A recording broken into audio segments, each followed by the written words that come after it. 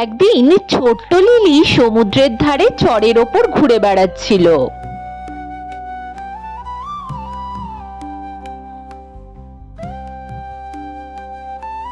তারপর হঠাৎ সে একটা খুব সুন্দর ঝিনুক খুঁজে পায়। এরকম ঝিনুক সে আগে কোনোদিনই দেখেনি। লিলি ঝিনুকটা দেখে মুগ্ধ হয়ে যায় এবং ঝিনুকটাকে নিজের কানের কাছে এনে ধরে, আর ঝিনুকটা থেকে শ শ করে সুন্দর আওয়াজ বের হতে থাকে।